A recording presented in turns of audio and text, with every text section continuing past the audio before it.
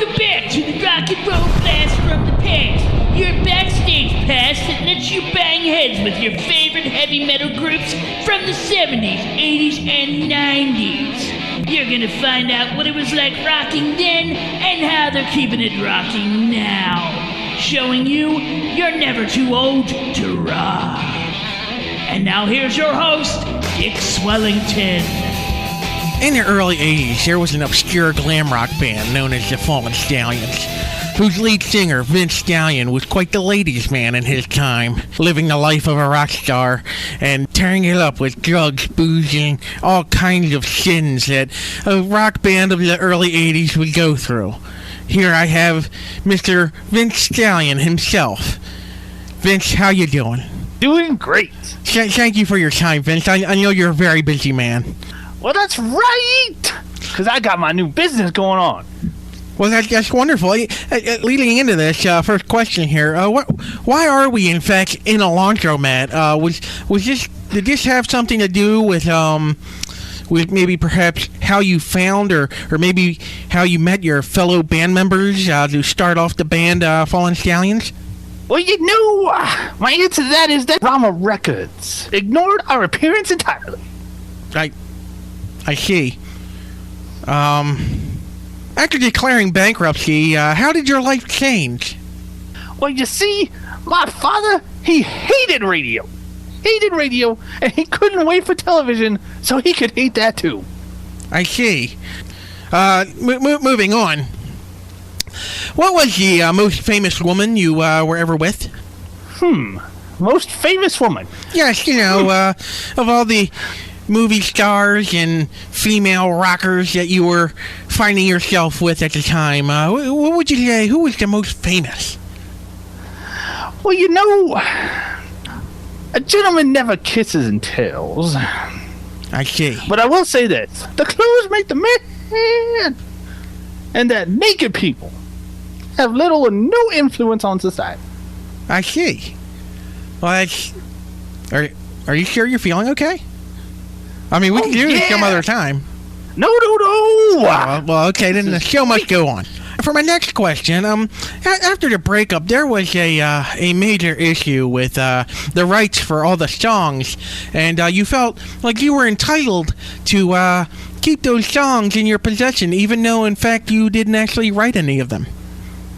Well, that is feeble. That's feeble, yes. All those words with the 7 letters, those should last forever. I see. Moving on. Back in your heyday, there was a rumor that you had gay relations with Terrence Steele of the band Rainbow Warriors. Is there any truth to that? I would like to say categorically that the avalanche has already started. And it's too late for the pebbles to vote. Well, that's very deep. However, moving on, in the late 80s, you tried your hand at voice work for a character, Lyle the Gay Hermit Crab, in Disney's Gay Ocean Adventure. How did that pan out for you exactly? Well, you see, that didn't quite work out the way I wanted. Because you see that the cafeteria was completely deserted. I see. Completely deserted, you say?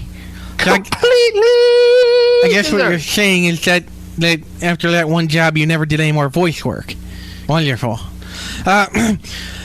You did that voice work after you had let's just call a spade, after you had a failed comeback. It was a solo act called the Lone Stallion. How did that work out for you, knowing that you wanted to do a solo act, but it didn't really work out quite as well as you might have figured out? Well, you see, the Fallen Stallions, they were a great band. We were great. If underground. I see. But, the Lone Stallion can't do it himself. Just like the saying goes that for every Australian, there are 2 kangaroos. Excellent. I'm totally feeling you, brother. Here, give me a pound. Thank you. you have endorsed many products on infomercials in the past, and most of them had some major safety issues, and there are still some pending lawsuits. How has this affected you? Do the lawsuits, have they been trying to sue you or just the companies? Well, a couple of them lawsuits were pointed in the Stallion's direction. Yes. But none of them got that far. I see. See, it's like my father always told me. Uh-huh. It is illegal to wipe one's car with used underwear. Yes, I sure. Have you been using drugs recently? Just the fabric softener. Excellent, wonderful. For my next question, how do you react to the recent rise in claims that some of these people out there might be your illegitimate children? Illegitimate children. I can categorically say, now, Mr. Swellington. Yes, that's me. That none of those children are mine. I see. None of them are mine. Because you see, when it comes to the ladies, yes, just remember what Vince Stallyon always remembers, which is that butterflies taste with their back feet. I see. Well, that's certainly some good advice. Speaking of advice, here we are to the last question of the interview. What words of advice could you give to bands that are starting out or trying to make a comeback? Well, people are looking for advice from the Stallion himself. If you are out there and you are working hard and you are playing for the people, you just have to remember this one thing. And that is, touch me and see what happens. Well, okay, Mr. Stallion, if you insist. Whoa, that was the coolest thing I've ever heard. Did you do that often? Only when people touch me. Well, I'd like to thank you for your time, Mr. Vince Stallyon.